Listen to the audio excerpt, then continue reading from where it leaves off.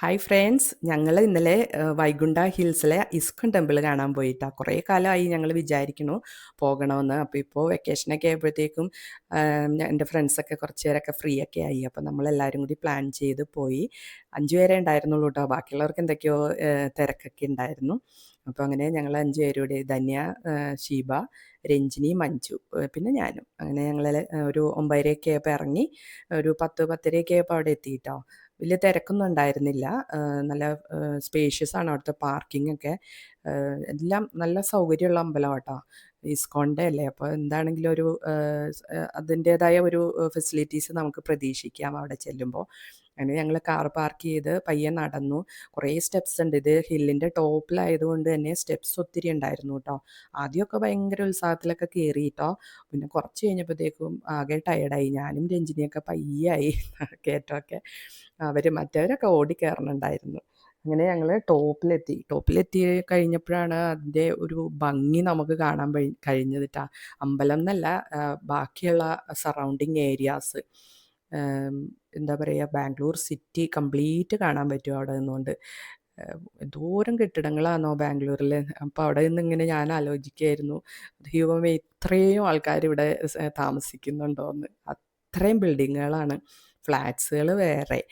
നമ്മുടെ ഫോറം മാളൊക്കെ അവിടെ നിന്നാൽ കാണാം കേട്ടോ. കനകപുര റോഡിലുള്ള ഫോറം മാള് നല്ല ബ്യൂട്ടിഫുൾ വ്യൂ ആണ്.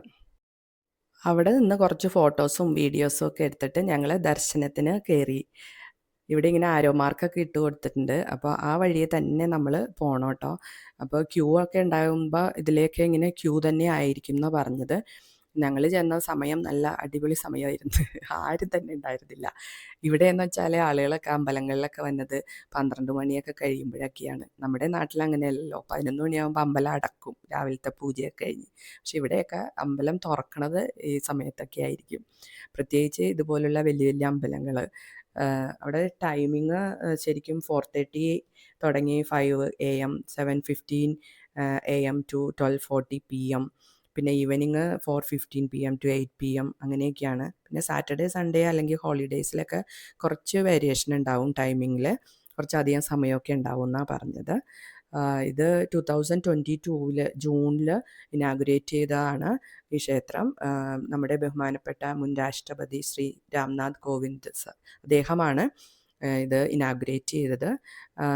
കൺസ്ട്രക്ഷൻ കംപ്ലീറ്റ് ആയിട്ടില്ല, ഇപ്പോഴും കൺസ്ട്രക്ഷൻസ് നടക്കുന്നുണ്ട്. അതുകൊണ്ട് തന്നെ ആയിരിക്കാം ചിലപ്പോൾ തിരക്ക് കുറവ്. ഞങ്ങൾ മെയിൻ അമ്പലം പോയായിരുന്നു, ഇസ്കോണിൽ. അവിടെ ഭയങ്കര റഷായിട്ട്, അത് വർഷങ്ങളായിട്ട് ഉള്ളതാണ്. അപ്പോൾ അവിടെ ഇപ്പം ഞങ്ങൾ കുറേ പ്രാവശ്യം പോയിട്ടുണ്ട്. നാട്ടിൽ നിന്ന് ആരെങ്കിലുമൊക്കെ വരുമ്പോൾ നമ്മൾ ഇതുപോലെ ഇസ്കോൺ ടെമ്പിളിലൊക്കെ കൊണ്ടുപോകും കേട്ടോ. ഇത് ഒരു ടൂറിസ്റ്റ് ഡെസ്റ്റിനേഷൻ പോലെയാണ് ഇസ്കോൺ ടെമ്പിൾ. അത് കഴിഞ്ഞ് ഞങ്ങൾക്ക് പ്രസാദം കിട്ടി. ഖാര പൊങ്കലായിരുന്നു. അപ്പോൾ അതിനെക്കുറിച്ചുള്ള ഡിസ്കഷനാണ് രഞ്ജിനിയും മഞ്ജുവും ഒക്കെ. അങ്ങനെ നമ്മുടെ ഷീബയ്ക്ക് പൊങ്കൽ അത്ര ഇഷ്ടമല്ല, അതുകൊണ്ട് വാങ്ങിയില്ല കേട്ടോ. എന്താ 3-4 പയ്യന്മാർ, അവന്മാർ ഞങ്ങൾക്ക് ഫോട്ടോ ഒക്കെ എടുക്കാൻ ഹെൽപ്പ് ചെയ്തായിരുന്നു കേട്ടോ. അങ്ങനെ ഞങ്ങൾ തൊഴുത് പുറത്തിറങ്ങി. ഇത് ചപ്പൽ സ്റ്റാൻഡാണ്. അവിടെ നമ്മൾ ചപ്പൽ സൂക്ഷിക്കണം. അതിന് ശേഷം തിരിച്ചിറങ്ങുമ്പോൾ ഒത്തിരി ആൾക്കാർ തൊഴാനായിട്ട് കയറി പോകുന്നുണ്ട് കേട്ടോ. അപ്പോൾ ആ സമയമൊക്കെയാണ് ഇവിടെയുള്ള ആളുകളൊക്കെ, എനിക്ക് തോന്നുന്നു വീടുകളിൽ അവർ രാവിലെ പൂജയൊക്കെ ചെയ്തിട്ടായിരിക്കും ഇറങ്ങുന്നത്. നമുക്ക് പിന്നെ വീട്ടിൽ അങ്ങനെ പൂജ കാര്യങ്ങളൊന്നും ഇല്ലല്ലോ. അപ്പോൾ നമ്മൾ രാവിലെ ഇറങ്ങും. എല്ലാവരും യെല്ലോ സാരീസിലാണ്. അപ്പോൾ ഇന്നലെ 4ാമത്തെ ദിവസമായിരുന്നു നവരാത്രിയുടെ. അപ്പോൾ യെല്ലോ ആയിരുന്നു കളറ്.